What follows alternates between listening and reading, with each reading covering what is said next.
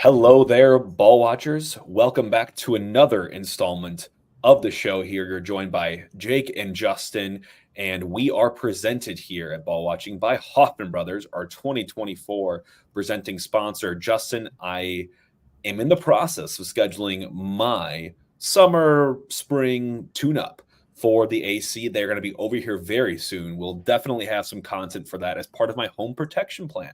So for any of you all that need those nudges, need those reminders, and want to sit under this kind of umbrella of coverage, I can get into more of the details when I start mine and have this tune-up here. But I have that home protection plan from Hoffman Brothers. It gives me peace of mind. It lets them out to make sure that we do the tune-ups for, my furnace, my AC, my HVAC every single year. And it's a great program to be in, and I cannot wait to use some of the benefits. So we will have some upcoming content here to put out on Hoffman Brothers. I cannot wait to feel like I'm getting into the summer before I just push this AC to the max as we get into the humidity. Dude, I might need to call them. When we had our agreement with them, I didn't build in the home protection plan because I don't own a home. I'm kind of pissed now because I tried to flip my AC on the other night. I woke up and it was 76 in the middle of the night, and I had it on 70. And I'm like, what is going on? I had like every fan blowing on me that I could. So I might need to let you. How about you just apply a little bit of your home protection plan to my home? Yeah, we'll share. I'll share the password for the protection. Yeah. All right, Justin. Well, we have a loaded agenda today, but we're going to try to keep this one shorter for you all. But I do want to get to the five-a-side, Justin, because you consider yourself, I'd say, a pretty big basketball watcher for the tournament. I know you've been very into betting on it as well. So I have two questions for you and one just fun fact. But we're at the Final Four time, right? We're recording this on a Wednesday, but we're heading to the Final Four this weekend. And I want to ask you, Justin, these are two that I think you should get. The first one is, what school has the most Final Four appearances? For men's. I'm just gonna go quick. I'm gonna say UNC. But that's right. Oh no. Yeah, I'll go with UNC. But UNC, you are correct. Okay. 2017, they became the first program to reach 20 Final Fours. 5 schools have made it to 10: Kansas, Duke, Kentucky, UCLA, and UNC. So I also wonder if it depends on when they started the whole Final Four thing. Because what was it back in the 70s when John Wooden won his 10 straight they're not 10 straight, but 10 total with UCLA, something like that.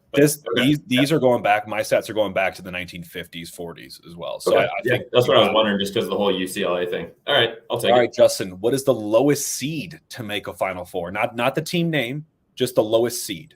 14. Is that your final answer? Yeah. That is incorrect. The lowest seed to make a Final Four is a number 11. And it's happening this year. It's happening this year. But it also happened, was it George Mason? 5 teams have done it. LSU, 1986, George Mason, 2006, VCU, 2011. Shout out to the A-10. Loyola Chicago in 2018, so a fairly recent one there. And UCLA as well in 2021. So it's actually happened a lot frequently. But yeah, 11 seed. That's 3 A-10 teams: George Mason, VCU, and Loyola Chicago. Now that Loyola wasn't at that point, but the George Mason one stuck out in my mind because that's really when I started to understand the whole Cinderella story thing. It's like we were 11 watching college basketball, and how is George Mason making this run? Shout out DJ Burns on North Carolina State, absolutely driving this team to the Final Four. That is going to be an electric matchup with him and Zach Edey on Saturday. It's going to be. I'm going to need to find a place to somehow watch that as well. I don't even know what time they tip off. I know we have Battle Hawks. This is another, I'm just going to say it right now. This is another St. Louis eclipse.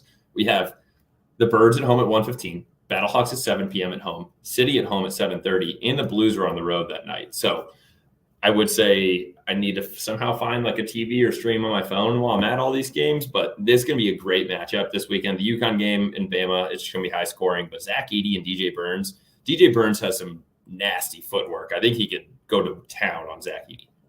Yeah, it'll be exciting and cool to see NC State make it, the 6th time an 11th seed has made it to this point. But the last thing I have here is a fun fact. So, Justin, the court, no matter where the Final Four is hosted, the hardwood court always comes from the same exact place.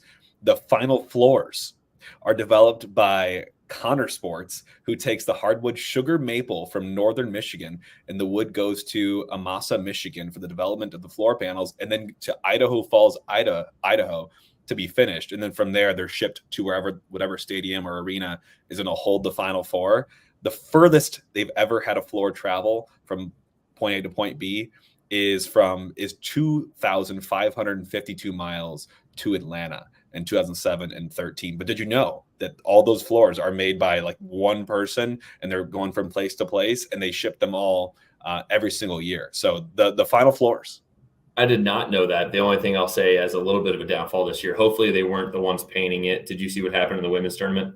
Yes. They were off by a foot on one of the halves, and they had already played 2 games there. And it was right before the Texas-North Carolina State game, I believe, that they actually found that. And they were just like, well, we're going to have to play on it because we're not going to take the time to repaint these. And I just think that's ridiculous that no one even called that out sooner. But the women's tournament has been just as electric, Jake. Caitlin Clark, Paige buckets going up against each other. I just found out that Caitlin Clark wasn't even recruited by UConn, so that's going to be like the rivalry game, similar to the UConn versus Alabama on the other side. With the when you look at South Carolina is playing, I'm forgetting who they're playing, but they're going to blow them out of the water by like 20. So women's side is just as exciting. Hot takes here, Justin. Let's crack into the content that we have all for you today. We are going to cover off some quick news and then get in some honest reflections for the season so far, and then get into our FC Dallas preview, which is all that you want to hear. So let's get into it. No team of the week appearances for any City players this week. Chicho Arango won the player of the match day, which I'm sure we all love to hear. A little bit of salt in the wound for the St. Louis fans here. MLS power rankings, we plummeted down to 20 from being 12 the week prior. Kind of feel like that's a little bit fair. An injury front, still the same picture. We are closer, right, to Nilsson and Leuven's return.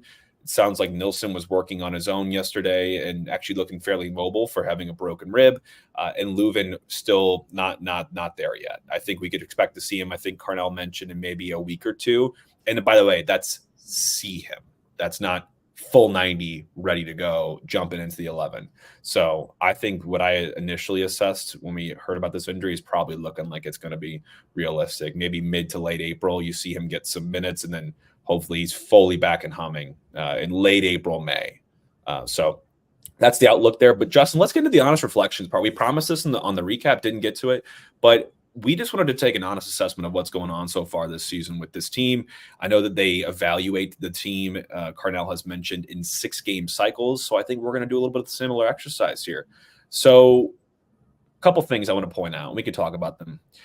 One, we just went from having this kind of positive spin on our slower start by calling ourselves undefeated, and we've turned this into now being winless in the last 4, with our only win coming against New York City FC, who haven't been, meeting the expectations they put on their own shoulders this year, following a pretty rough last year as well. My playing style, I'm looking at just some weaknesses for us, and these are not new.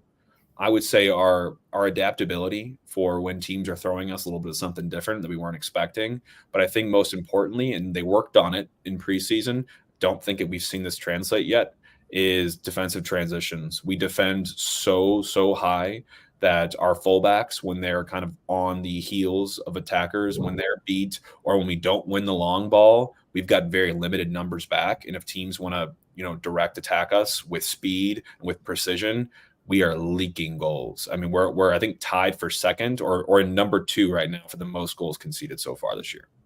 And we've had that problem last year, Jake. We talked about it, where you got to take that it's a difficult decision, but you got to take the man down, but not around our box or even within 30 yards of our box. You got to, when they do this transition, you cannot, when we're pressing that hard, it's likely because someone is a step late that is allowing another guy to get sprung through, or you need to take the ball and or man together and just take the foul, jog back, might get a little slap in the wrist or even a yellow card, but take it, because it's much better than having to have Roman Berkey be trying to make a last-ditch effort for us, because we cannot be reminded of him just having to make these incredible saves to keep us going. I'll say also in that, Jake, is, and you have this on here, zero control in the midfield. I don't think we've had, and I think a little bit of that is the Leuven injury. It's hard with a Durkin trying to get used to the system. Blum has had injury prone a little bit here or there, so we're just throwing Ostrak in there. I think we've had a lot of moving parts in front of him. When you look at it, Sam Adeniran and Klaus not starting every game together. AZ's been popping in and out of the middle, and I think that's a hard spot for him. So, but it's all together showing that we can just not play through the midfield right now. I think a lot of our goals are coming down the sidelines and getting whip balls in, or shots from Sam Adeniran, or doing set piece goals. But right now the midfield is just not working for us. Yeah, and you already hit it on the head. Part of it's injuries. Part of it is, I think, a general lack of depth. So when someone goes down, when I say depth, yeah, we have bodies there, but are they a similar or at least a small step down level caliber as that next person. No one hits the heights of Leuven, which is just someone you can't replace in that lineup. But, central midfield has been one that's been particularly hurt. And still, we could have been worse, right? Not having Durkin would have been, I think, a death wish for this team, especially in the midfield. And yeah, just the consistency, not seeing any of it in the starting 11, the rotation, the personnel. And some of that's not Carnell's fault. Some of it, I think, could be. And a lot of people are pinning our misfortunes on, we should have signed another DP or we should have done this. And Lutz's interview didn't really help that narrative much. I think he was a little bit laissez-faire on the idea of signing a DP and kind of dismissed it. I don't think a DP signing solves our problems. Let me just say that. I think it could help us progress for sure. And I still would love to see that at some point, but I do not think that is the reason why we're suffering. We don't even give service to our DPs as of right now. Klaus isn't getting much of anything. So I don't think that's the way we just wash our hands and say, we should have signed a DP. I think there are systemic problems that this team needs to work on. Yeah, and unfortunately, I think this team does have great chemistry on and off the field, but right now it was a lot easier for us last year when we looked at it and we started with our first 5 wins in a row and the guys are playing well. It's a lot easier to have good chemistry in that sense. Right now, we're not there. So I think it's just we got to get through this rough patch, and I think these guys are still going to keep that same personality. There's no way that they're going to be chirping each other in the locker room when you have guys like Roman Berkey, Celio Pompeo, AZ, Indy. When you throw these guys together in the locker room, that's just mold. And I think that's something that is going to continue to grow, but it's been a struggle to start. Yeah. Another fun factor, I think Roman Berkey has the worst save percentage in the league right now. And that is weird to think about because you think about how good he is, but it's because we have actually conceded a lot less shots on goal this season through this point than we did last season. But the shots that we're conceding are great chances. I mean, you can't do anything much about them. So I wanted to call out, let's go into this cycle really quick, Justin. You want to hit some of the stats you pulled in here too, but comparing this 6 game that we just finished to last year's first 6 game, night and day, man. We were 5-1-0. We had 15 goals for and 5 goals conceded last year at this time. We were 2-1 at home, 3-0 on the road. I mean, what a fantastic start. In 2024, this year, we are 1-1-4, 11 goals for, 11 goals against. So we've more than doubled our conceded goals in this same 6-game cycle. Obviously, different opponents and a different time, so you can't compare apples to apples there. But the home form hasn't been great. 2 draws, 1 win, and then away form, we've only managed to get, we're 0-1-2. So it's just not a great look away. But I do think the perfect potential potion for this could be FC Dallas coming home here. But Justin, before we move to that, anything else you want to mention about this? Yeah. One thing when you mentioned that, I can't see the save percentage on the MLS website that I'm on right now, but I'm pretty sure Rome is the only goalkeeper with more goals against than saves.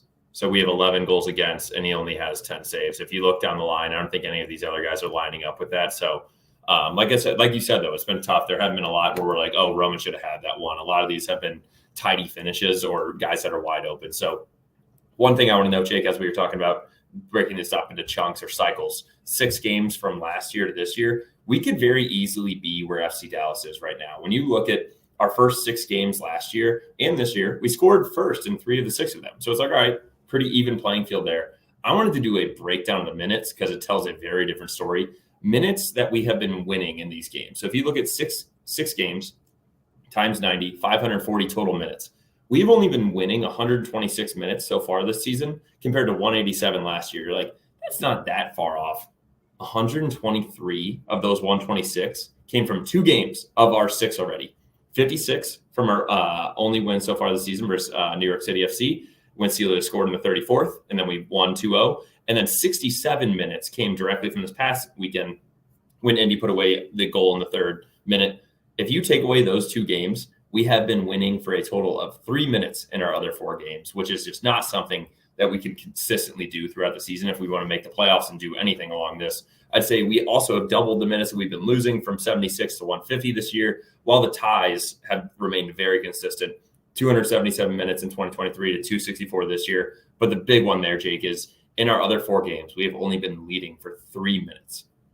Yeah, it's shocking, but the spin zone, positive-wise, and that is this team is looking more resilient than they were last year. We're more comfortable when we are down, and we're able to get some sort of result there. So if we want to end on some sort of positive, I think that's a good one. The second positive is we're playing Dallas.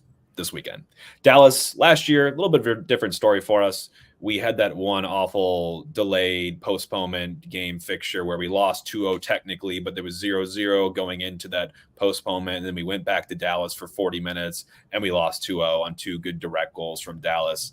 And then at home, we were able to get them on our good side and get them a 2-1 dub, which was a great, way to kind of right the ship. They had a really late, kind of trash goal that Berkey spilled across. Otherwise, we were heading to a 2-0, win, and a much deserved win as well.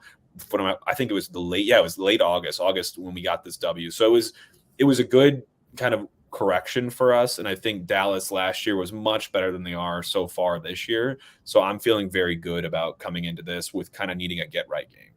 Yeah, that last one, I mean, I don't even want to talk about the first one. We got fired up with Nate Lucas about the whole delay thing and then having to fly back down to Dallas just for 40 minutes of a game. That was ridiculous. But that second one, their goalkeeper got a red in the 12th minute. If you remember the miscommunication, almost pressing him, and the defender's like, oh, you're going to come get it and clear it. And it was probably 10 yards outside the box, and Alm was about to take it, and the goalkeeper had to use his hand. So quick red for them in the 12th minutes. We were playing up for 88 minutes. If you think about anything, that would be an addition, maybe another 10 minutes at the end there. But now we're moving forward into this year, Jake. So they do have a couple of guys incoming and outgoing. I'm going to take this first one because before I saw who you had as incoming and outgoing, I had him and their key players to watch as well.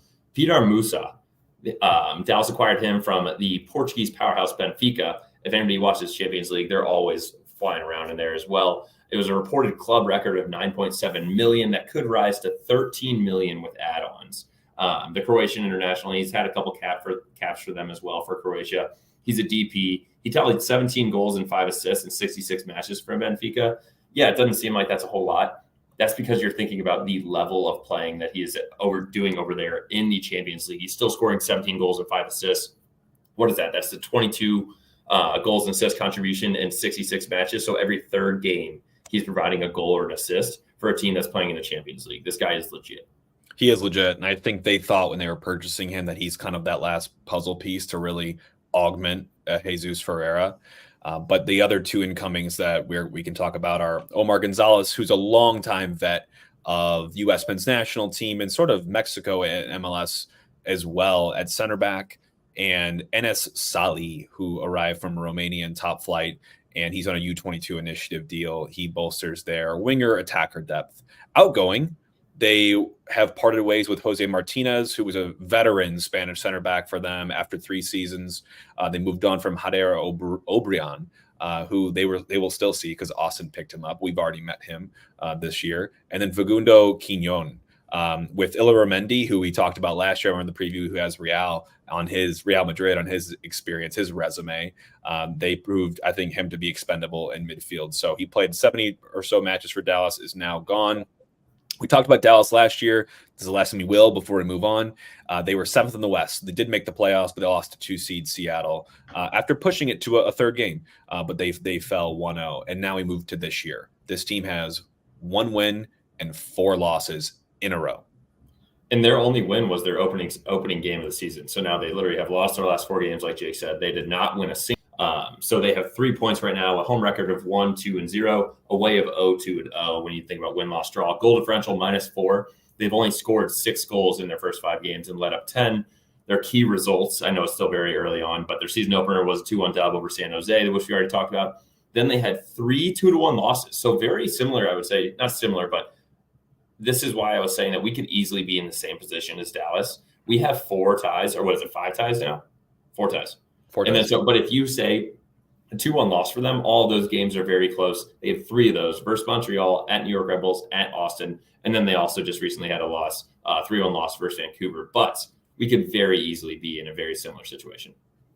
Oh, absolutely. I think people that are doomsday in St. Louis right now, it absolutely could be worse. So I'm thankful for the results that we have been able to grind out so far. So players to watch, Justin. We have obviously Musa that you already touched on. I just think this guy is the one to watch. He's one of them that is healthy right now. We'll get into the key injuries. So I have no doubts he'll be leading the line for them. And he's got some really, really great quality. He's only been able to amass a goal and assist so far in the full 90s he's played in the past 4 games. But I'm telling you, he's dangerous. He is probably the biggest worry of mine heading into this match. The other guys, I'll have to say, I mean, you're talking about players you wouldn't normally talk about because they're in such an injury crisis right now. But Paul Arriola is a name you have to mention for them. I know he's in everyone's head from the time he spent with the national team for the U.S. and his experience. He's 29 now. Obviously not a huge guy, but he's got 50 caps and 10 goals for the U.S. men's national team. Now, out of the picture, been phased out. This is his third season with Dallas, and I just saw a tweet from him a couple of days ago after this, grueling loss to Austin. They just gave Austin the first W of the season, and I think his comment was just not been good enough. Dallas fans, we're so sorry. So things are just not going right, and for him to be starting and getting as many minutes as he is right now and becoming one of the bigger focal points of their attack at this point, it's just not something they were expecting this season from him. I saw that as well. His tweet was like a picture of him, like just almost looking defeated down in the corner and just like apologizing to the fans because he's started all 5 games and played full 90s in all of them so far. You mentioned Peter Musa already. Croatian has 6 international appearances for Croatia. He's 6'2", 185. He's a big guy up front. Yes, he only has a goal and assist so far this season, but he's only played in their first 4 games, did not play in the season opener. Sebastian Lletget, another U.S. men's national team guy, is one of the – I think this team, we talked about it last year. It's almost like a graveyard of U.S. men's national team players. And it's like Jesus Ferreira can still score some goals, but with him being injured, a lot of these other guys are just like, they've already hit their peak and now they're still solid soccer players, but it's a lot of bigger names that are no longer as big names. And the one quick caveat there is it's kind of a retirement home for the senior U.S. men's national team guys, but also a birthplace of a lot of current ones because McKennie, Pepe, are both from the FC Dallas Academy, and I'm missing plenty. They have pumped out prospects like it's been their job. So, I mean, they've historically been phenomenal at developing. And they drafted, were they the ones that drafted Bartlett, I think, as well? And then they also drafted, I can't remember his name right now, came from SLU in the first round a couple of years ago in the Patrick Schulte class. But I would say, it's a place, it's a hotbed of guys that turn. And I would say this next one, Jake, I'm glad that you called him out. Bernard Kamungo. I want to talk about him real quick because I did some digging on him. 22-year-old from Tanzania. Thank God there was no did you see the videos that there was after their earthquakes? Yes. Possibly we're going to have a tsunami. I don't think there was anything massive there, so thank God for them. 5'9", 150 pounds. Don't care about that much at all. His storyline is what's incredible. Lived in a mud hut refugee camp in Tanzania with his parents and 5 siblings without electricity or plumbing growing up. Once he was 11, he actually quit school to try to help his family meet their ends by selling clothes and to buy food for the family. He didn't have the heart to tell his parents that he was heading off somewhere else besides the classes, so he was hiding that from them. At the age of 14, he learned that the International Rescue Committee was bringing his family to the States, actually into a city, one of the suburbs of Dallas. In January of 21, him and his brother, Amani, pulled together $90 and had him do an entry fee for the FC Dallas tryout. A day later, after he impressed the coaches, he was signed. He had a call from North Texas Soccer Club, which is their MLS Next Pro, and he signed a deal with them. In 2021, he had 5 goals in 22 games played, started 11 of them. 2022, he had 16 goals in 24 games played. He frequently trained with FC Dallas and would actually even travel with them every now and then signed a 4-year deal with them. So he actually became a U.S. citizen in May of 2022 and was called into the U.S. men's national team camp in January with AZ Patrick Schulte. And he ended up getting his first U.S. men's national team cap versus Slovenia this past January. He had 6 goals last season in just 495 minutes, has played in all 5 games so far this year, starting 3 of them, and has played just over 3 full 90s in total. It's just an incredible story, and it's one of those. I read a couple articles on it, and they couldn't stop mentioning the American dream. That is the American dream, but that is all driven by that guy's work ethic to be able to get there. He never thought that he was going to be like a professional soccer player. He just loved it. And then he just kept grinding until he got there. Yeah, it is. It is the American dream epitomized through Kamungo. And there's a podcast of Taylor Twellman's Offside where they told that whole story with his brother, Amani. It's incredible. Encourage you all to listen to it and read about Kamungo. I'm sure we will see him. I'm not sure if starting yet, but we will probably see him feature. Who we will not see feature for Dallas. Jesus Ferreira, out injured until late April.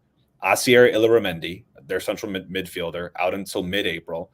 Alan Velasco out until July, and Paxton Pomykal, who was once this big prospect for the U.S. pool, is now out for the season again. So they're missing some key players, and it's not good when you're already looking down the barrel of a tough start to the season so far. So Nico Estevez has quite a job on his hands. He's, reminder, a Spanish manager. He's got coaching experience In the lower levels of Spain and La Liga, in an interim role with Valencia under Rafa Benitez, who's a legend of the coaching game and used to also work for Greg Berhalter as an assistant with the U.S. men's national team. He's been with Dallas now since December 21, and this guy's seat could not be hotter right now. Yeah, it's a tough start for them. And I will say it's tough when you look about all those injuries. I mean, they have the names and the players. I think they need to get over that. But if he doesn't start performing here soon, we could see a midseason exit from him. But while he's still at the helm, what he likes to play is usually a 4-3-3 or a 3-4-3, but usually a 3-4-2-1. And that's more out of necessity, like you said, with these injuries. I would say the style when you play with that is very compact. They are fluid with their short passes, quick passes, then also making sure that they are not allowed to get countered, no gaps for us. For when we are trying to pick the ball from them, they're going to close you quickly. And that's one of the things that they've been trying to do. And I think it's kind of worked for them defensively, Jake. We talked about it. They already had 3 2-1 losses, a 2-1 dub, and a 3-1 loss. So not a whole lot of goals going through that. And I think it's because of how compact they've been, at least goals that they've been giving up. Yeah, and they try to win the ball back high as well and use transition speed from their forwards to usually have more options. But a guy like Musa is going to provide one of those options and hopefully a clinical finish as well. On the road so far this season, they have 2 losses, as you mentioned already, Justin. So obviously 0 points, -2 goal differential. Their strengths are coming from shots from free kicks and set pieces. They're also been a pretty resilient team as well, coming back from losing positions and defending set pieces. When you look at them as a whole so far this season, stats-wise, offensively, they had the number 8 XG in the league at 1.62 per 90, but they're only averaging 1.25 goals per game. So that puts them a little more average. They've scored a third of their goals on the last 15 of the first half and a third of their goals on the first 15 of the second half. So kind of on either side of halftime, look for them to be most dangerous. Shots-wise, bottom 10. They're not generating a whole lot of opportunities. They're above average, though, in their shots on target percentage. They're trying to get them on target when they do have them. Open play, second worst XG in the league right now. They're going to really rely on those set pieces where they can, and they are leading or at least tied for second now in set piece goals. I know we've had a couple of those as well, so we're up in the mix. So got to be set pieces have got to be flipped on for us all night.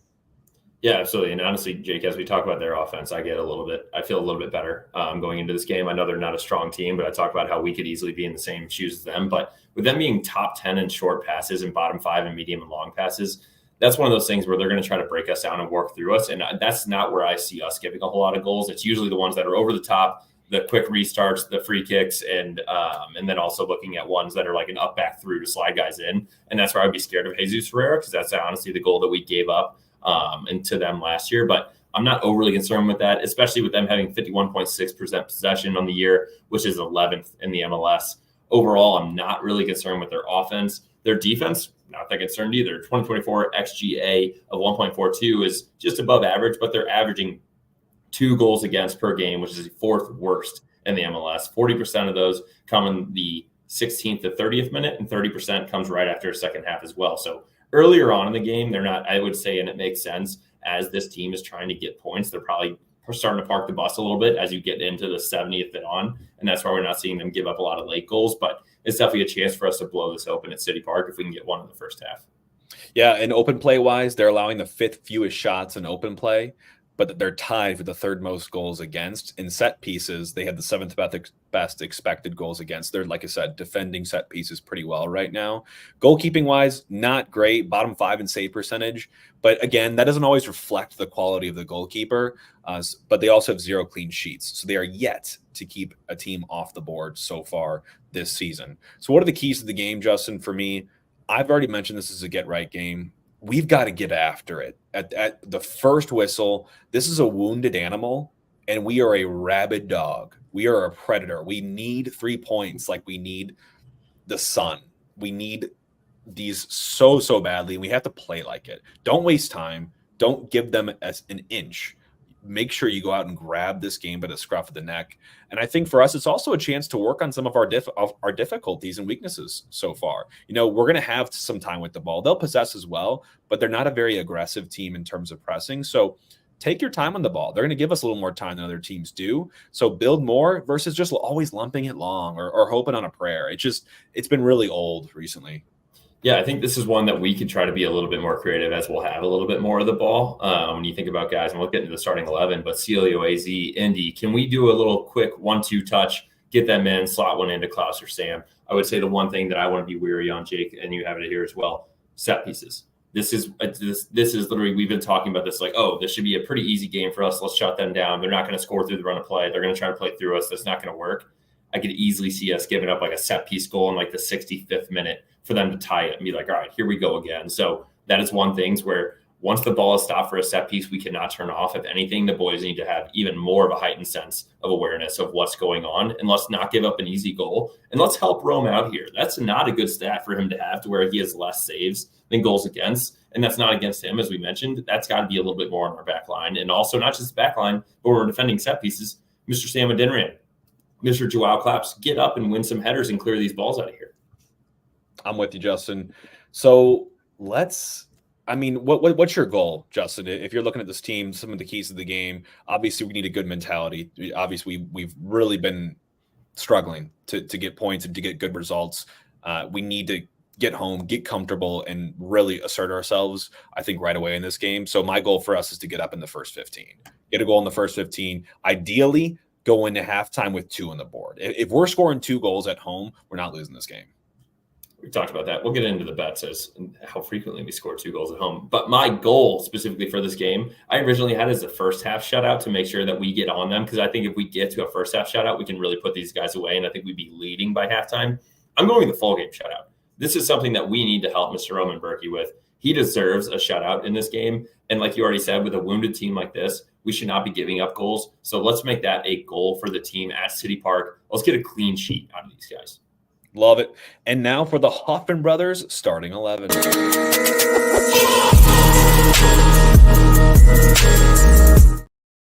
I just did a hot pivot on this one, Justin. You brought up Blum right before we started recording, and I just changed mine because I want to see something different for an 11 here. And I'm rolling with Berkey in the back, Dewar over Marcanic in this one. I don't think Marcanic had his best game. I still think the competition's fully open, but I think Dewar gets a go in this one. I'm taking Yarrow and Parker in the middle. Parker's still good to go. Yarrow's still good to go. Not ready on the Nilsson front yet. Totland on the right. And then I'm going my 2-3-1 ahead of my back 4. So I'm going Blum and Durkin to give you some coverage sitting in front of the back 4. And then I'm going Celio, Ostrak, Alm. Indy has been fine. I think Indy, you can play in the central part of that 3 or on the right as well. But I want to see Ostrak get a run in an actual 10 beneath Klaus. So Klaus is my 1 up top there. So that is my, and also Alm is the other one to call out there. Alm hasn't started the match yet, since he's come back from injury. I think he's ready. Throw him in there. I'm good with your back line. I agree with you. That's why when we were making this doc, I'm like, no Blum. You're going to do Durkin next to Ostrak and maybe a Sam and Klaus up top. I like that we're switching it. I'm going Celio on the left. I'm going Ostrak in the middle, but I'm going to keep Indy there. I think Indy's the one that's been creating those chances. I think he deserves it with the goal going last game. I think he's going to get the next start, and I think we're going to keep Klaus up there. I'm going to go back to a Klaus goal for this game. I'll look at the odds and stuff as we get all through it, but I think this is going to be a good lineup. I like this. I would love to see an AZ spark plug off the bench. I think it would be a nice mind reset for him. Like, you're not starting. It gets nice little fire underneath of him. And that's honestly when he did his best. That's when he started to grow for us last year, is coming off the bench for us. And that's when his stock really rose. And as we talk about stock, Jake, let's go into it. I know we've had a couple debates and we put some things out there for everybody as well. But what is the case for Sam Adeniran? We turned down the $1 million offer. I forgot the European squad that even offered it to us. But you and I have been arguing back and forth via text. We've been putting a little bit out there on Twitter and Instagram. What is the case for Mr. Sam Adeniran? What do you think that we talked about before this? What do you think Mr. Lutz would need to sell Mr. Sam Adeniran around this time period? I know all the windows are closed, but say they were open. We turned down $1 million. What do you think he would need to take that? Yep. So I'm just going to run through my case for Sam Adeniran, especially a little bit of an inflated, I would say, market value right now for him. So look at his last year, 8 goals, 1 assist in just under 1,000 minutes. When you look at his stats overall last year, he was in the likes of goals minus XG. So just basically overperforming your chances given to you. He was in the conversation with guys like Lucho Acosta. He was number 7 in the league last season in goals minus XG. So again, kind of overperforming. People forget Also scored 4 goals and 1 assist for his stint in the USL Championship down in San Antonio. 2024 this season, in only 300 minutes so far, he has amassed 2 goals, 1 assist. I'd say he's basically on pace with last year's numbers, which I think were pretty good considering the sample size. And if you look at his, I'll just focus on the last 365 days, which is what I have up for you right now. His scouting report, when you use FBref, this is a guy that manufactures out of nothing. We've talked about that before. He is in the 96th percentile in non-penalty goals. He's 0.69 per 90 right now. That's a great output. Look at his shots, assists, and expected assisted goals. He's in the high 60s, so low 70s range as well. Progressive carries, we talk about how dangerous he is with the ball at his feet. He's in 93rd percentile. Successful carries, 82nd percentile. So you're looking at this and you look at some similar players. You probably don't recognize many, if any, of these, but I've looked at their expected or kind of market value for them. Most of them are in like the $1 million to $2 million range, a couple on the higher because they're younger than him. Sam, just a reminder, is 25, going to be 26 in September. My last thing I want to say, Justin, or 2 things. One, Nico comparison. I think they're on a similar trajectory right now, except Sam is older. Nico was worth $1 million heading into last season, had his career year, 10 goals, 1 assist, but he played over double the amount of minutes that Sam had, and Sam had almost the same stats. Sam is a ready-made player for most teams that are in very physical, competitive environments. I would say you're probably looking at like a Serie B or championship level club that I think is going to come in for him. I know he did get the offer from Molde. So I think this is a guy that market value right now is worth 1.5. I think we could see that honestly go up or down. I say up because goal scoring. If he keeps scoring goals, which he needs to for us, I think you can kind of charge a tax on goal scorers. He's ready now. He's physical. Everyone's going to be scared of this guy. He's a big specimen. You don't really get that very often for soccer. But the negative is that his contract expires into this year. So this is a decision they're going to have to make. I think we should have probably tied him down to a small extension at the end of last year just to retain some value. But his contract's up end of this season. So if we're going to move on him, it should have been a couple of weeks ago, or it needs to be in the summer, and you're likely losing a little bit of leverage at the negotiating table. So I think for me, my final thing is that for me, he's probably worth right now. If I'm Lutz and I'm going to get an offer that I'm going to actually consider, summer, you've lost a little bit of leverage, but I think you've got to be looking at 2. I'd say is what I would accept for a Sam fee. I just don't think he's worth that. I think that I know everybody's like, well, we just turned out $1 million. I think that's more of a need-based thing because we have no output from Klaus right now. You take away Sam Adinran, who are we expecting to really rely on to score some goals? I will say, yes, he has 2 goals so far this season, but one of those was that one that had no business even shooting, much less scoring from an awful angle. And I'm going to talk about stats real quick, Jake, on what his value is worth. In May 19th, 2023, he was worth $200K. August 22nd, 2023, he jumped up to $600K. Now, how did that $400,000 increase happen? He was loaned out to the USL, scored 4 goals, 1 assist there, and then he had 5 goals and 5 full 90s for us, and we really needed him when Klaus was out. So I truly do think that was a deserving $400,000 increase. At the end of last season, December of 2023, they gave him another $250,000 increase from August to December. Now, why was that? I do think that one was also deserving. He had 3 goals and 6.5 full 90s, 0 assists again there. This is where I get really confused, and this is where I think he's inflated. And unfortunately, Jake, I realized that Transfer Market came out with their value of him after we turned the offer down. I think if they didn't know that, I think they would have held him at flat $1 million. They jumped him to $1.5 million in March of 2025. What happened between December 18th of 23 and March 25th, 2024? $650,000 increase on 2 goals and 5.2 full 90s and 1 assist. How are we getting a $650,000 increase on that output? I do think that when I look back at it, I was like, wow, he probably should have been ranked higher earlier, but it should not have jumped in that time period. You go back and look at what he did for Tacoma Defiance and San Antonio FC in 2021, 2022, and 2023. 65 games played, 54 starts, 51 full 90s. The man's got a motor. He's young. He had 27 goals and 4 assists. That means he's scoring just about every 2 full 90s with an assist every 13 90s. That's a separate conversation on its own. I just don't think that he should be worth $1.5 million on the market right now. And maybe they're saying that because we already turned down $1 million, but I think that's out of necessity base. I think if we're in the spot that we were last year and we got that $1 million offer right now after being five wins, 1 loss, and zero draws, I think we would have absolutely took it for $1 million. So I will say, I just don't think he's worth that right now. I'm very confused by our listeners going out here when you put if you were a sporting director, who would you rather have in your team, Big Sam Adeniran or Nico? The vote was 112 to 36, taking Big Sam. Recency bias, Jake. Everybody take a step back, take a breather. If you told us right now, if you look at what a lot of our people are talking about, you talk about on the Facebook page, sell the team, blow up the team, give it another month. I don't think Sam's value is there, and I would much rather have Nico Gioacchini on my team than Sam Adeniran. I'll say let me take a quick back up real quick. I love Sam. I think that he's done incredible for us, and I'm not wishing him any bad luck. I only want him to continue to do better so that he can help us out and grow his own stock so that he has even a brighter future than what he already has.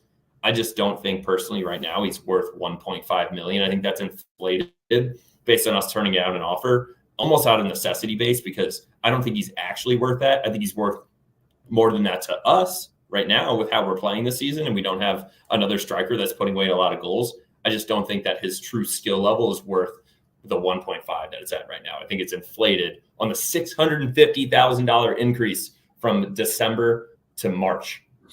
I think it's totally justified. You all can be the verdict on that. And honestly, we all need to hope that Justin is totally misplaced, because we're going to be looking for a good fee. I don't think we'll ever accept a deal until we have backup identified to take his position, because we're already without Nico and we haven't backfilled. And I think we're struggling with some of that right now. So we're going to have to bring in some other, sort of attacker to be able to fill the void that he leaves. But I do think that this is someone that probably will leave in the summer if we want to maintain any sort of value and not let him walk. So you all can be the judge. We'll be the judge on our predictions and Grahammer's. Justin, prediction for me, 3-0 W at City Park for City. I see yours, 2-0 W. I like where we're going here. A good clean sheet would fix a lot of things for us, or at least get some good momentum. Bets wise, we're the favorite heading into this one, -125. Dallas at +295. Draw at +265. Over under set at 2.5 at -140. And the under at +105. What's your bet of the week, Justin? What's your Grahammer? So my bet of the week is always for us to go over the team total over 1.5 at home. That's hit 65% of the time in all the games that we played. So I'd usually take that straight up. That's at -130. I usually hammer that anyways. I'm throwing that parlay with the money line to give me a +115. I think we're going to win this game. I don't know. I want to say, with both of us predicting for them to get a shutout, Jake, I would love for us to bet on that, but I'm pretty sure the odds are only like +165 that they don't score a goal, and I don't think that's worth it, because I think we have had a little bit of a leaky defense. My kind of like underlying bet, talked about the Equinox. Let's do the home money lines. City, Cardinals, and Battlehawks. The lines aren't out for aren't out for Battlehawks and Birds. I'll post that later this week. And then I'm going to do another parlay and add the Blues on the road to hit it. I'm going to say the home, those three hitting is probably going to be like a +600. And then if you add in the Blues away, we're going to be like 12 or 13 to 1. So let's go St. Louis. That's just donating money. But no, it's not. In what way? The Birds versus Miami, the Battlehawks after losing a 64-yard field goal, and we are second highest projected team to win the Super Bowl of the UFL. And the Blues are kind of humming right now. Yeah, we lost 0-4. We just beat the Oilers at home. We need these points. We're only 3 points back on Vegas with 7 games to go. We're going to get these dubs. I like the optimism. I think I'm putting my actual bet in a +210 for this one, and that is going to be City -1.5. We both said that in our predictions, so I'm sticking by it, and I'm going to go City -1.5, so win by 2 is my bet for this one. So lock it in. The boys are going to be manufacturing, printing some money for you all this week. We'll put those bets out so you can ride with us. We're net positive this year.